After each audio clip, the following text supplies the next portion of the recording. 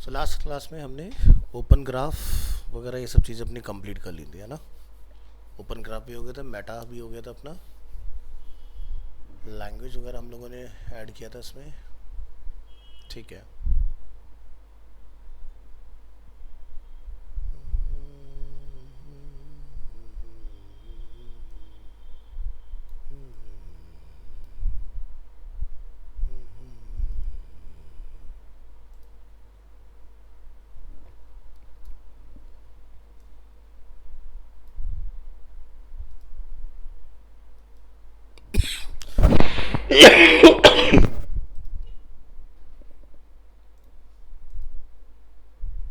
ठीक है, बात ओके अपना याला।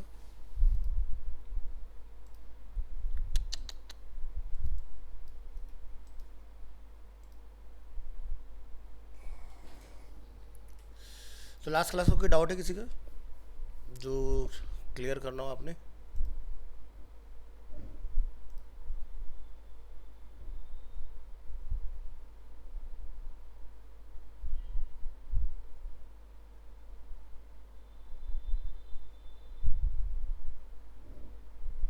कोई डाउट नहीं है, चलिए आगे बढ़ते हैं फिर।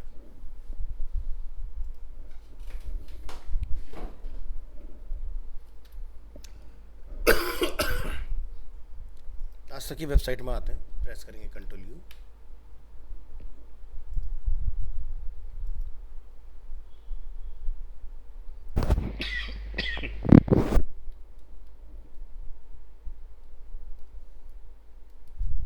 और यहाँ से फाइंड करेंगे ओजी, ओपन ग्राफ। तो यहाँ पर आप देखेंगे ओजी साइट नेम यहाँ पर अवेलेबल है, ओजी यूआरएल यहाँ पर अवेलेबल है, ओजी डिस्क्रिप्शन यहाँ पर है, टाइटल है यहाँ पर, और हमें ओजी में इमेज भी मिल रहा है यहाँ पर। ठीक है। तो जब भी हम लोग ओजी में कोई इमेज पास करें तो हमें क्या ध्यान रखना है कि यहाँ पर इमेज का हमें पाथ जो है पूरा कंप्लीट यूआरएल देना है। ठीक है। तो कोई भी साइट अगर आप विज़िट करेंगे, जैसे कि अगर हम लोग ANI में आते हैं और हम ANI का डोमेन अगर यहाँ से कॉपी करें और इसको अगर शेयर करें तो लोगो आ रहा है नीचे। जब भी लैंडिंग पेज शेयर होता है तो आपकी ब्रांड का लोगो आता है, और पर्टिकुलर कोई पेज या पोस्ट शेयर होता है तो उस पर्टिकुलर पेज या पोस्ट की इमेज आपको देखने के लिए मिलती है। प्रेस करेंगे यहाँ पर कंट्रोल यू और यहाँ से हम फाइंड करेंगे इसमें कहीं ना कहीं ओजी का इस्तेमाल किया गया होगा, ये देखिए। तो ओजी में हम फाइंड करेंगे इमेज, तो देख सकते हैं यूआरएल। ठीक है, क्या लिखा रहा है? ANI लोगो। अगर हम इस यूआरएल को ड्रैग एंड ड्रॉप करते हैं यहाँ पर तो ये लोगो यहाँ से आ रहा है ना। तो हमने भी अपनी वेबसाइट में ये चीज़ डिफाइन की हुई है, बट हमने क्या किया, पाथ डिफाइन किया हुआ है।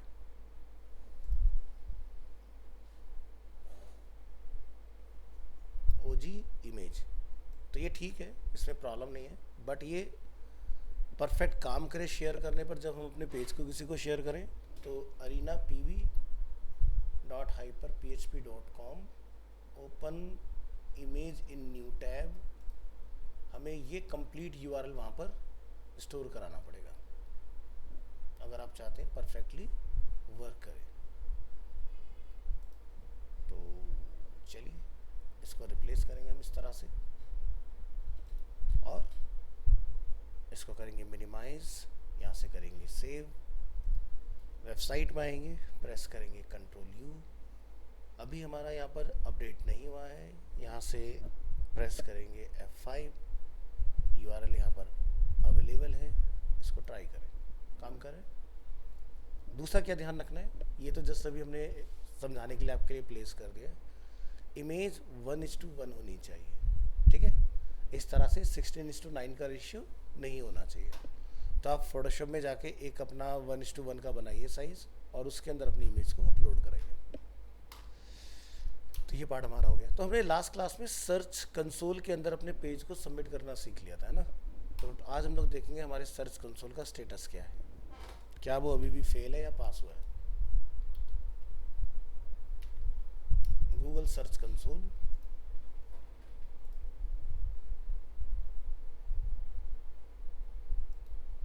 arenapb.hyperphp.com, साइट मैप पर अभी भी हमारा स्टिल फेल ही आ रहा है, इधर लिखा हुआ है ना, तो इसको हमें फिक्स करना है।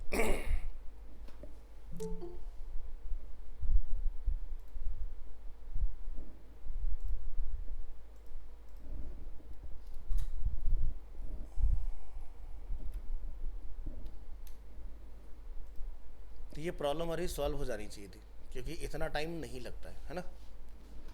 तो दूसरा तरीका हम लोग क्या ट्राई कर सकते हैं कि जब हम इस तरह से किसी डोमेन को पास करते हैं और वो आपके पास एस नहीं होता, तो आपको एक बार दोबारा से अपनी प्रॉपर्टी को वेरीफाई कराना है।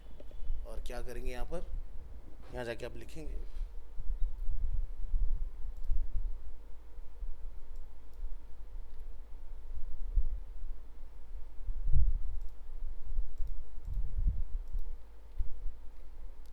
http://arenapb.hyperphp.com, ठीक है। यहाँ से कंटिन्यू कीजिए। प्रॉपर्टी ऑटोमेटिक वेरीफाई होनी चाहिए। वेरीफाई हो गया। किस बेसिस पर हो रहा है? HTML टैग जो कि हमने कंट्रोल यू प्रेस करने के बाद यहाँ पर ऐड किया था ऊपर, ठीक है। ध्यान रखिएगा कि ये गूगल साइट वेरिफिकेशन जो है होम पेज पर होता है, ठीक है, क्योंकि सबसे पहला पेज यही चेक होता है जब हम डोमेन को रिक्वेस्ट करते हैं। बट ये जितने भी पेजेस होंगे सभी में ऐड होगा, ठीक है। या तो ये तरीका कर लो कि अब अगर तुम्हें आलस आ रहा है कि हर पेज पर लगाना है, वैसे वर्डप्रेस में तो क्या होगा, एक बार बता दोगे खुद मैनेज कर लेता है। स्टैटिक साइट में खुद से करना पड़ेगा। अगर हम यहाँ पर एक डिफरेंट अप्रोच का इस्तेमाल करें, क्योंकि आपको याद होगा वहाँ पर एक फ़ाइल डाउनलोड करने का भी ऑप्शन था लास्ट क्लास में।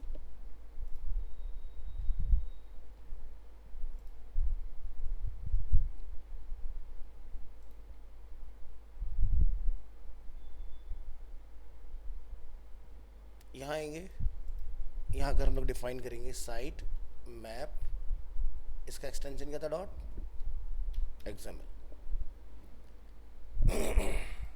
चेक कर लेंगे एक बार यहाँ पर।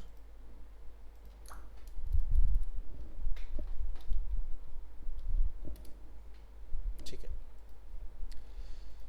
बताइए इसको यहाँ पर site map .xml, site map submit हुआ है। आज क्या डेट है? 9 अप्रैल, ठीक है। अब ये पुराना डेटा आ रहा है, ये देखो सक्सेसफुल हो गया हमारा। तो जो आपके ना फ्री वाले डोमेन होते हैं उसमें आपको बस इतना बदलाव लेके आना है, ठीक है। www. लगा के उसको इस्तेमाल करो। तो अब ये हम थोड़ी बहुत देर के बाद, या फिर जैसे हो सकता है कि अगर हम लोग नेक्स्ट क्लास पे चेक करेंगे तो हमारा ये पेज अगर गूगल ने दोबारा रीड कर लिया तो यहाँ पर डेट आपका अपडेट हो जाएगा। लेकिन सबमिटेड की डेट आ गई यहाँ पर, ठीक है। तो ये हमारा सक्सेसफुल हो गया, पास हो गया इसके अंदर। अब ये क्या है कि डोमेन, इस डोमेन पर हम लोग ज़्यादातर बच्चों को सिखाते हैं, तो इसलिए इस डोमेन की पुरानी हिस्ट्री भी यहाँ पर अवेलेबल है।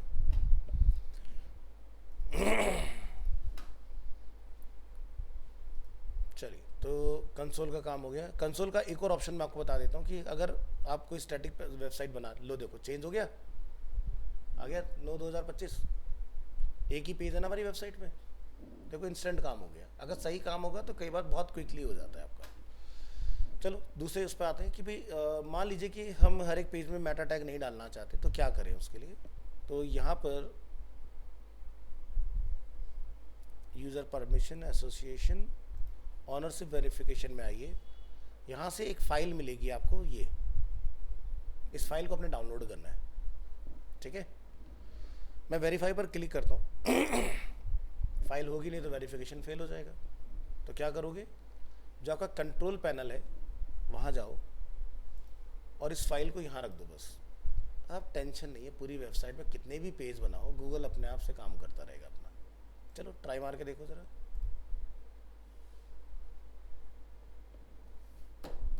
हो गया।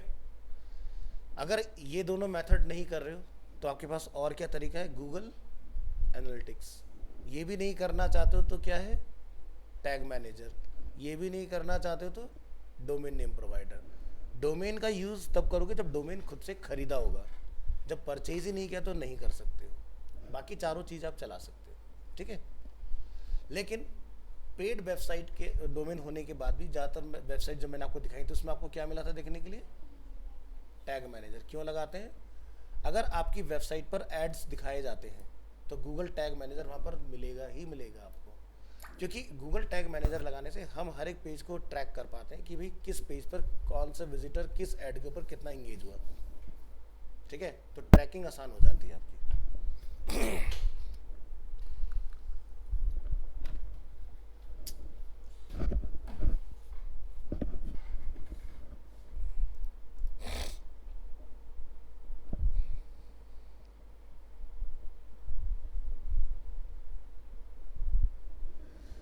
तो ये पार्ट अच्छे से क्लियर हो गया साइट मैप वगैरह का, ठीक है।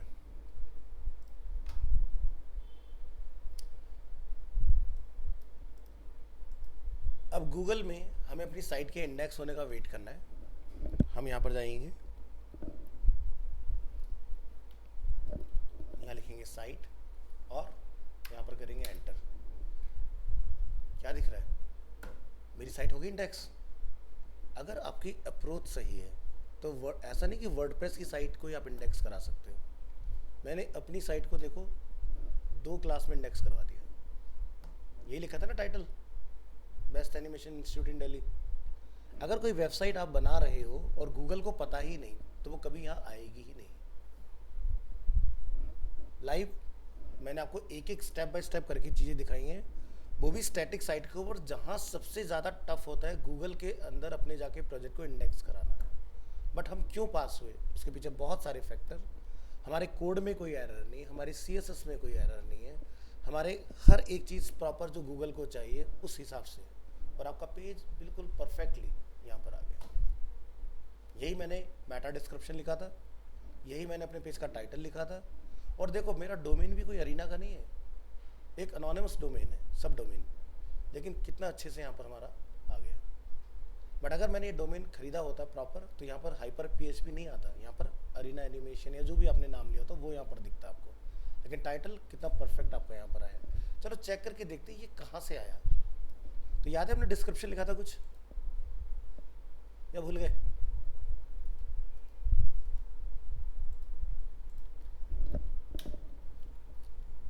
क्या था? अरीना PV था ना?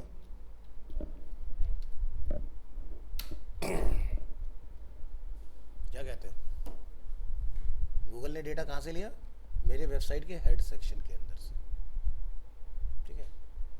तो वर्डप्रेस में तो कुछ करना ही नहीं है, वर्डप्रेस का सबसे आसान होता है, सबसे मुश्किल यही वाला काम है, ठीक है। वर्डप्रेस में तो क्या कोई भी जाएगा, ले टूल लगाएगा, हो गया काम, ठीक है। अब तुम्हें बिना वर्डप्रेस के मैंने सिखा दिया कैसे आप एक स्टैटिक वेबसाइट को गूगल में अप्रूव कराओगे।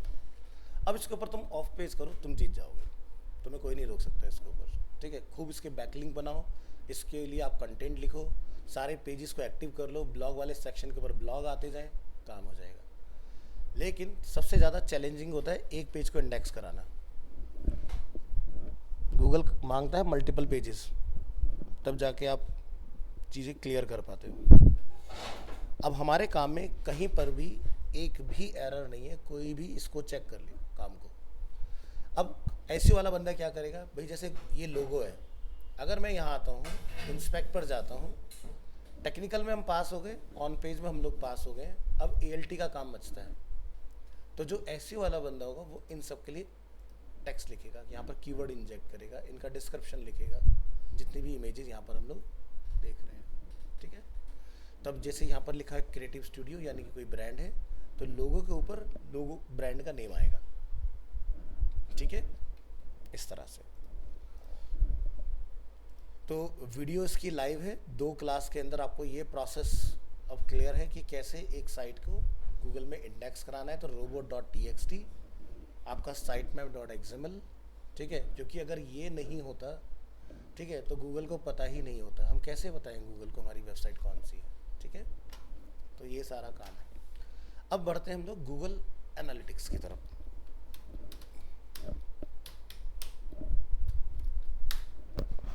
यहाँ आएंगे,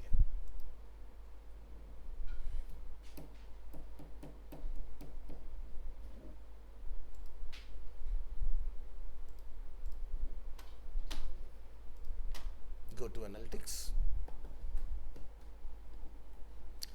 वैसे देखा जाए अब एनालिटिक्स का काम काफ़ी कम रह गया है, क्योंकि अब आज की डेट में गूगल ने अपने हर एक जैसे गूगल सर्च कंसोल हो गया, तो आपको वहीं से पता चल जाएगा कि कौन कौन लोग मुझे विजिट कर रहे हैं आपकी साइट को, मतलब कौन कौन से कीवर्ड पर आपकी सर्चिंग हो रही है। गूगल हर एक उसमें देता है। बट एनालिटिक्स क्या है कि गूगल के जितने भी चीज़ें हैं वो सबका आप एक ही जगह पर देख सकते हो।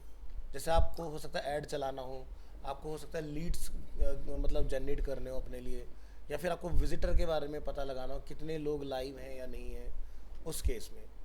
तो यहाँ पर हम लोग आएंगे तो कुछ प्रॉपर्टीज़ मैंने यहाँ पर इस तरह से डिफाइन की हुई हैं।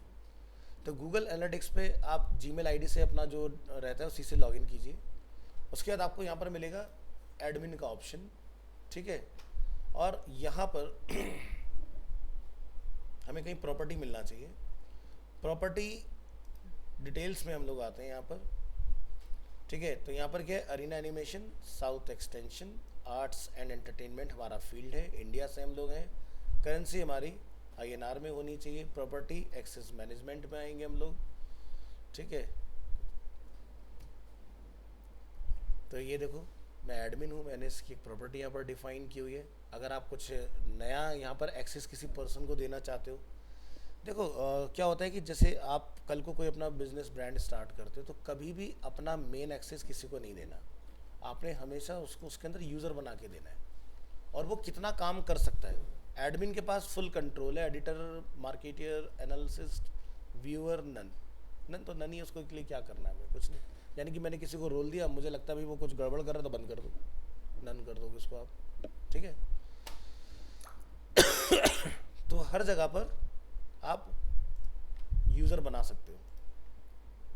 प्रॉपर्टी चेंज हिस्ट्री अगर कोई होगी तो वो हमें यहाँ पर दिखाई देगी। प्रॉपर्टी का कोई डेटा वगैरह होगा तो वो हमें यहाँ पर मिलेगा। फिलहाल यहाँ पर इस तरह से हमें, हमारे पास कुछ नहीं। तो चलो एक फ्रेश प्रॉपर्टी बनाते हैं। तुम्हें बनाना है पहले अकाउंट। मेरा अकाउंट ऑलरेडी है, तो मैं बनाने जा रहा हूँ प्रॉपर्टी। प्रॉपर्टी का name Arena South Extension. Space लगा सकते हैं, ऐसा कुछ नहीं कि नहीं लगा सकते। और मुझे याद रहे क्योंकि इस नाम से बहुत सारी प्रॉपर्टीज़ मेरे पास है, तो मैं एक डेट के लिए यहाँ से डिफाइन कर दूंगा, ठीक है। इसके बाद इंडिया डिफाइन कर लेंगे यहाँ पर। करेंसी को आईएनआर कर लेंगे। आईएनआर नहीं आएगा तो इंडियन रुपीस देख लेना। नेक्स्ट करेंगे यहाँ पर industry, arts and entertainment. Sometimes नहीं मिलता है तो अदर अदर करके डिफाइन कर देना। इसमें कितने लोग हैं आपकी कंपनी के अंदर वो बताओ यहाँ पर। अब अपना ऑब्जेक्टिव बताओ, क्यों चाहिए तुम्हें एनालिटिक्स। क्या तुम्हें लीड जनरेट करना है, क्या तुम्हें सेल्स ड्राइव करना है, या तुम अंडरस्टैंड करना चाहते हो वेब एंड और ऐप का जो ट्रैफिक है हमारा, कि किस तरह के लोग हमें अप्रोच कर रहे हैं, किस तरह की क्वेरी के थ्रू हम तक पहुँच रहे हैं, या आप इंगेजमेंट या रिटेंशन रेट देखना चाहते हो कि भाई कितने लोग हमसे इंगेज हो रहे हैं, या कितने लोग रिटेन होने के लिए हमारे पास दोबारा से रिटर्निंग यूजर विजिटर जो होता है, या और कोई डिफरेंट ऑब्जेक्टिव है आपका, ठीक है। तो डिफरेंट ऑब्जेक्टिव अगर आपका होगा तो अगर मैंने इनमें से कोई भी ऑन किया है 1 2 3 4, भाई हो सकता है मेरे को चारों काम है, लेकिन अदर पे जैसे टैप करोगे सारे डिसेबल हो जाएंगे। लेकिन ऊपर वाले में से आप पिक कर सकते हो क्या चाहिए। चलो हम सारे ले लेते हैं, फिलहाल हमने करना तो नहीं है बट मैं दिखा देता हूँ। अब क्या दिखाई देता है, iOS वहाँ भी गूगल लगेगा, एंड्रॉयड वहाँ भी गूगल चलेगा, और वेब है तो वहाँ पर भी गूगल। तीन ही प्लेटफॉर्म है हमारे पास सबसे ज़्यादा फेमस। फिलहाल हमारे पास वेबसाइट है तो हम वेब की बात करेंगे। अपनी वेबसाइट का नेम बताओ। यहाँ से हमें बताना पड़ेगा भाई हमारे पास एस नहीं है, पहली चीज़। वेबसाइट का नेम जब आप बताओगे तो इसमें HTTP नहीं लिखना है।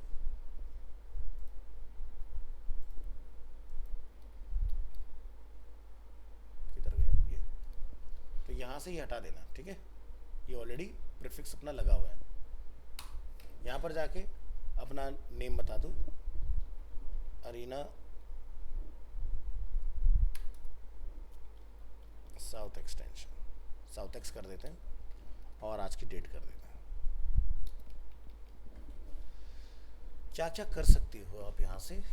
तो मेजरमेंट में हमें क्या मिल रहा है, हम पेज के व्यूज़, एक विजिटर अगर आया तो उसने पेज को कितना स्क्रॉल किया, आउटबाउंड लिंक यानी कि कहाँ गया, ठीक है, इनबाउंड आउटबाउंड, अगर कोई वीडियो है तो क्या यूज़र ने क्लिक किया, क्या मैंने अगर कोई फाइल वहाँ पर रखी थी जिप या पीडीएफ, किसी ने डाउनलोड किया या नहीं किया, या अगर मेरी वेबसाइट में फॉर्म है तो क्या यूज़र ने उसको फिल किया, ये सारी चीज़ें मैं पता लगा सकता हूँ यहाँ से, ठीक है।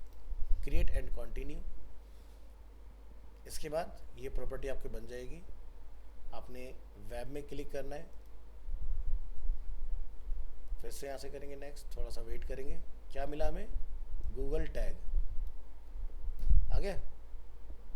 यहाँ से हमने इसको कॉपी करना है, क्या लिखा है यहाँ पर, इंस्टॉल मैनुअली, ठीक है।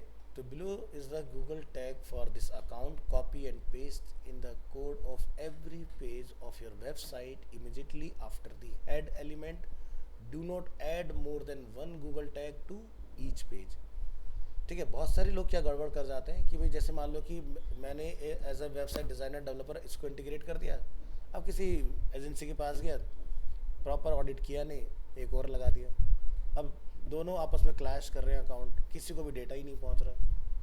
तो चेक करना चाहिए प्रॉपर कि क्या पहले से है या नहीं है, ठीक है। ये हमने यहाँ से कॉपी कर लेना है, कॉपी करने के बाद वापस आप अपने कोड में आ जाओगे, यहाँ से आप क्लिक करोगे, एडिट पर क्लिक करोगे, वहाँ लिखा था इमीडिएट हेड के बाद में डालना है, ठीक है। ऐसी कोई वो नहीं है, आप कहीं भी डालो, ठीक है। यहाँ हमने ऐड किया, पेज को क्या बोलेंगे, सेव। यहाँ पर क्या लिखा, टेस्ट इंस्टॉलेशन, अगर ये पास हो जाएगा, ठीक है, तो क्या लिखा रहा है, your Google tag was correctly detected on your website, click on confirm. अब हमारा काम ओके हो चुका है, ठीक है। अब यहाँ से जब आप लोग अब प्रॉपर डिजिटल मार्केटिंग पढ़ोगे तो उसके अंदर आपके modify event, create custom event, measurement protocol, API, ये सारी चीज़ें हमें इसके अंदर मिल जाती हैं सीखने के लिए, ठीक है। तो जैसे जो देखते हो कि जो अपनी वेबसाइट वगैरह में ऐड वगैरह दिखाते हैं, तो वहाँ पर क्या होता है, हम लोग ना कस्टम इवेंट वगैरह बना लेते हैं अपने, या जैसे आप देखते हो कि पॉलिसी बाज़ार एग्जांपल के तौर पर, वहाँ जाओ, कोई फॉर्म फिल करो, ठीक है, और तुम्हारे अगर तुम पूरा फॉर्म नहीं भरोगे तुम्हारे पास कॉल आ जाएगा 15-20 मिनट के बाद में, आधे घंटे के बाद में, कि भाई सर आप फॉर्म फिल कर रहे थे लेकिन आपने पूरा नहीं करा, क्यों नहीं करा। तो हो सकता है कोई कन्फ्यूज़न है, आपको नहीं समझ में आ रहा है, ठीक है। तो वो हर एक चीज़ वेब के ऊपर ट्रैक हो रही होती है, तो यही होता है ट्रैकिंग के लिए सारा सिस्टम, ये हमारा इंटीग्रेट हो चुका है। अभी इस वेबसाइट का डेटा कलेक्शन एक्टिव नहीं है क्योंकि इसको टाइम लगता है डेटा कलेक्ट करने में, बट अभी हम लोग इमीडिएट क्या कर सकते हैं उसकी बात करते हैं।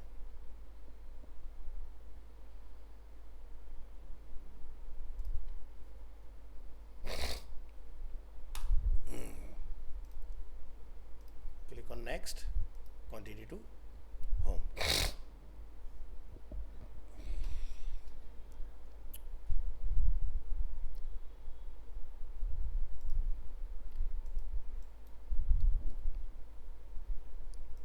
हम हमारे ग्रुप में ये लिंक भेज रहे हैं आपको, ठीक है। मोबाइल में आप लोग चलाएंगे तो एस हटा लेना एडिट करके, सभी लोग चलाओ जल्दी से वेबसाइट अपने अपने फ़ोन में।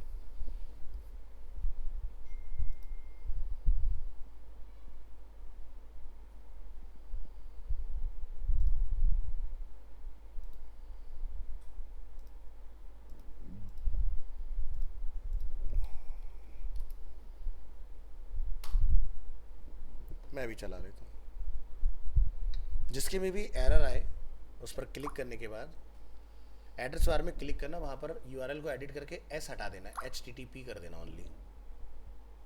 मैसेज आया सभी के पास, खुल गई, वेरी गुड। तो ये वेबसाइट हमने रिस्पॉन्सिव बनाई थी, तो फ़ोन के अंदर आप देख सकते हो बहुत बढ़िया से खुल रही है, सारी चीज़ें अच्छी काम कर रही हैं, बर्गर आइकन वगैरह सब बढ़िया काम कर रहे हैं इसके अंदर। तो सभी लोग पेज पर आ चुके हैं, ठीक है। तो हल्का फुल्का स्क्रॉल करो अपने अपने पेज को, और हम यहाँ से रियल टाइम चेक करेंगे, ठीक है। तो यहाँ पर आप देख रहे हो एक्टिव विजिटर आने स्टार्ट हो गए इसके अंदर। तो यहाँ पर टोटल 3 लोग हैं जो पिछले 5 मिनट में यहाँ पर लाइव आए हैं। किसी का मुंबई का बीकन आ रहा है, हो सकता है maybe due to VPN हो सकता है, या हो सकता है कि किसी के घर पे ब्रॉडबैंड से कोई चला रहा हो जिसकी वजह से वाईफाई उसका शायद गलत लोकेशन पकड़ रहा है। थोड़ा सा यहाँ जूम करेंगे तो यहाँ हम देखेंगे हम दिल्ली से हैं, देख रहे हो। अब 5 विजिटर हो गए यहाँ पर दिल्ली में। देखो कोई थोड़ा सा डिस्टेंस पर है हमसे, तो एक नई दिल्ली से है, बाकी 3 दिल्ली से दिखा रहा है इस तरह से। तो क्या समझ में आया कि सभी लोग कौन, ऑल यूज़र 5 है टोटल। बेस्ट एनिमेशन इंस्टीट्यूट इन दिल्ली, ये हमारा पेज है। पेज व्यू किया, फर्स्ट विजिट हुआ है, सेशन स्टार्ट हुआ है, 5 लोगों ने पेज को स्क्रॉल किया है, ठीक है। इंगेजमेंट हुआ है पेज के ऊपर, थोड़ी देर में इसका डेटा आएगा। तो अब इससे क्या फ़ायदा हुआ एनालिटिक्स लगाने से कि कल को अगर कोई ये बोले साइट ओनर कि जी भाई मेरी वेबसाइट पे तो ट्रैफिक है ही नहीं, ठीक है, तो जब भी उसके लिए काम करो तो अपने आप को यूज़र ज़रूर बना दो उसके एनालिटिक्स में, ताकि आप उसको ये चेक करके बता पाओ, ठीक है, कि क्या सही चल रहा है क्या गलत है उसके अंदर। तो बेनिफिट समझ में आया इस तरह से। तो ये है बिल्कुल एकदम फ्रेश अकाउंट का एनालिटिक्स। तो जहाँ जहाँ से जो जो लोग होंगे ऑटोमेटिकली यहाँ पर उस तरह से डेटा आता रहेगा।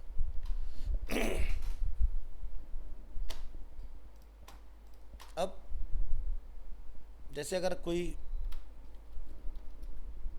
पेड अकाउंट की हम लोग बात करें, अगर हम उसका एनालिटिक्स चेक करते हैं,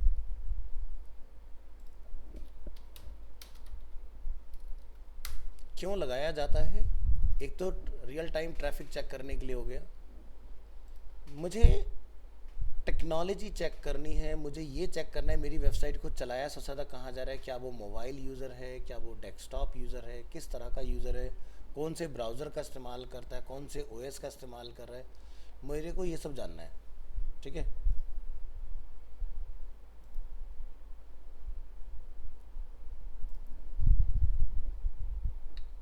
एक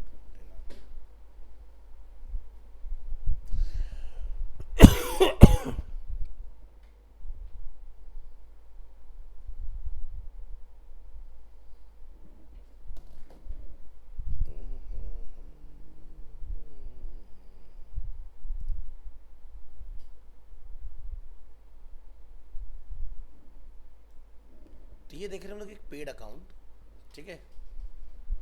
तो ये देख रहे हो पूरी दुनिया का नक्शा है, जो ज़्यादा डार्क दिखेगा सबसे ज़्यादा ट्रैफिक वहाँ से है। ये वेबसाइट जो हाईली ऑप्टिमाइज है वो इंडिया और यूएस के लिए, बाकी लोग अपने आप पहुँच रहे हैं, ठीक है। तो इंडिया और यूएस आप टॉप में देख सकते हो, ठीक है, कि 427 एक्टिव जो हैं वो कहाँ से थे, इंडिया से, और यूएस से कितने लोग एक्टिव थे, 303। और बाकी के जो लोग हैं ये सब क्या है, बीपीएन है। आप लोग कभी बीपीएन ट्राई करना, यूएस नहीं मिलेगा, बाकी सब मिल जाएगा, स्विट्ज़रलैंड मिल जाएगा, नीदरलैंड मिल जाएगा, यूएस नहीं मिलेगा। अगर मिलेगा तो पेड होगा, और पेड वीपीएन कोई इंडिया में चलाता नहीं है क्योंकि सबसे महंगा होता है वहाँ का, समझ गए। लेकिन ये जो बाकी के जो लोग हैं चाइना वाइना, क्योंकि हमने चाइनीज़ में तो वेबसाइट बनाई नहीं है, और चाइना में वो लोग दूसरी लैंग्वेज को वेलकम करते नहीं, है ना। तो बाकी लोग जो लाइट उसमें मुझे दिखाई दे रहे हैं ना जिस भी कॉन्टिनेंट से, ये सारे के सारे लोग क्या हैं, ये सारे के सारे बीपीएन वाले लोग हैं, ठीक है।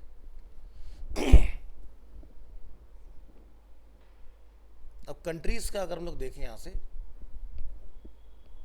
ठीक है, तो ये आपका यहाँ पर पूरा कंट्रीज़ की लिस्ट है जहाँ से कभी ना कभी कोई ना कोई पहुँचा है। लेकिन सबसे ज़्यादा लोग हमारे पास टॉप 2 कौन है, क्या क्वेरी किन लोगों ने हमारी वेबसाइट को सर्च करने के लिए, ठीक है, साउथ वेस्ट डायरेक्शन, क्योंकि ये एक एस्ट्रोलॉजी वास्तु की वेबसाइट है। Waste facing house is good और बैड, इस तरह के लोग क्वेरियाँ कर रहे हैं वहाँ पर, ठीक है। डेमोग्राफिक डिटेल की हम बात करेंगे, ठीक है। तो डेमोग्राफिक होता है लोकेशन, फिर हम बात करते हैं ऑडियंस, ठीक है। ऑडियंस में ऑल यूज़र के अंदर यहाँ पर हम लोग आएंगे, ठीक है। 99 एक्टिव यूज़र है इस वेबसाइट के। डेस्कटॉप और मोबाइल, डेस्कटॉप पर विजिट अगर देखा जाए तो 51 लोगों ने डेस्कटॉप पर विजिट किया, मोबाइल पर 48।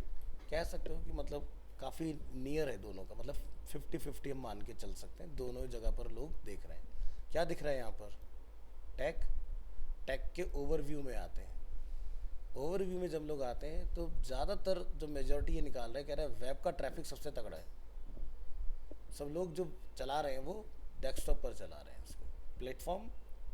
इसके बाद यहाँ देखोगे तो कौन सा ब्राउज़र लोगों का पहली पसंद है? क्रोम। डेटा झूठ नहीं बोल रहा ना। अब कोई बोले जी हम तो सफारी यूज़ करो, लेकिन हम तो एक बात देखें तो दुनिया जो है वो क्रोम का सबसे ज़्यादा इस्तेमाल कर रही है। अब एप्पल का डिफ़ॉल्ट क्या होता है? सफारी।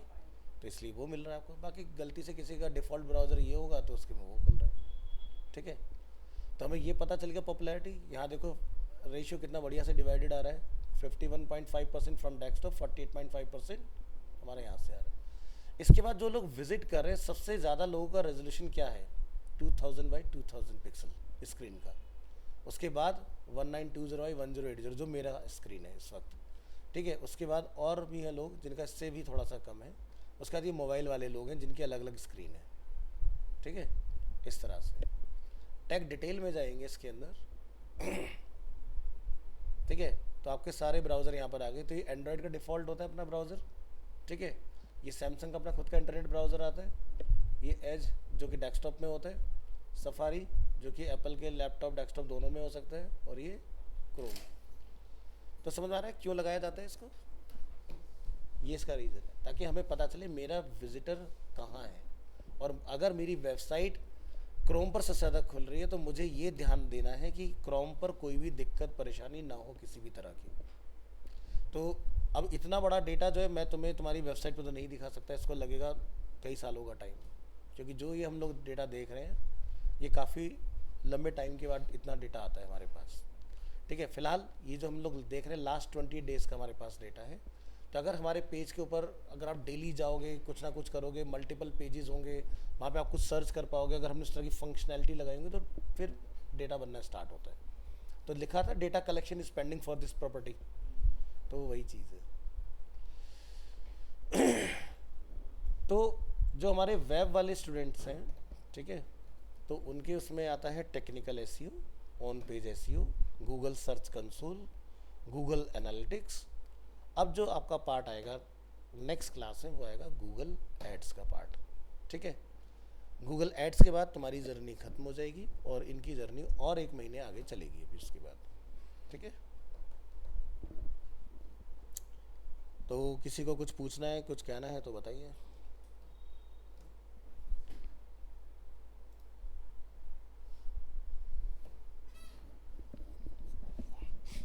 हाँ जी,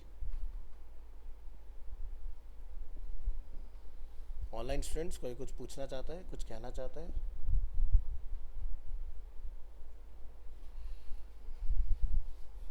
सर अभी हमारे गूगल एड्स भी चलेगी ना हाँ इसके जी, बाद? मैंने वही बताया कि इसके बाद आपका गूगल एड्स नेक्स्ट क्लास में स्टार्ट होगा। उसके बाद फिर खत्म? हाँ, हाँ उसके बाद फिर ये आपका ओवर हो जाएगा। ठीक है, फिर आप अपने वहाँ पर सेंटर में या फिर जैसे प्रेजेंटेशन वगैरह इस चीज़ के ऊपर अपना कर सकते हो। तो एसईओ वगैरह पे जब हम लोग काम करते हैं, या जैसे हम लोग जब डिजिटल मार्केटिंग, तुम्हें तो खैर ये सब करने की ज़रूरत नहीं, तुम ना वर्डप्रेस में अपना एक प्रोजेक्ट बना लेना, मोर देन इनफ है। तुम लोगों का सबका ग्राफिक हुआ होगा ना? तो ग्राफिक में क्या होता है, हाँ। डिस्प्ले डिस्प्ले बैनर ऐड हम लोग बनाते हैं, है ना? तो उस तरह के अपने एड्स वगैरह बनाओ किसी पर्टिकुलर एक ब्रांड के लिए। ठीक है, तो उसमें अलग अलग ऐड के अलग अलग नेम होते हैं, वो मैं सब बताऊंगा जब पढ़ाऊंगा गूगल ऐड, तो तुम्हें वो चीज़ें क्लियर हो जाएंगी। तो हमें वेब वालों को इतना ज़्यादा मतलब इन डेप्थ जाने की ज़रूरत नहीं होती इन सब चीज़ों के अंदर, जितना मैंने तुम्हें करके दिखाया है। अगर आपने स्टैटिक कर लिया, हाँ सॉरी अभी ना मेरा वर्डप्रेस का भी रह गया, मुझे ना नेक्स्ट क्लास याद दिलाना गूगल एड्स से पहले, मुझे प्लगइन्स वाला भी पढ़ाना है तुम्हें। ठीक है, एक बार प्लगइन्स वाला अपना हो जाएगा फिर उसके बाद हम लोग गूगल ऐड पर आएंगे, क्योंकि अभी मैंने प्लगइन छोड़ के ये पढ़ा दिया था स्टैटिक वाला आपको पहले। लेकिन ये ज़्यादा ज़रूरी है क्योंकि स्टैटिक वाला जिसको क्लियर है वो कुछ भी कर सकता है। तो प्लगइन में इतना कोई टेंशन वाली बात नहीं है, वहाँ साइट मैप भी खुद बनेगा। हाँ बस इंटीग्रेट करना है उसको, प्रॉपर्टी वो सब कुछ अपना आप कर लेगा। ठीक है। ये तो सर मैंने यूज कर लिया अभी जस्ट, क्योंकि मैं अभी एक प्रोजेक्ट पे काम कर रहा था, तो हाँ सही टाइम पे सही चीज पढ़ा दी आपने। हाँ ठीक है, चल ओके। मिलते हैं नेक्स्ट क्लास में। Thank you so much.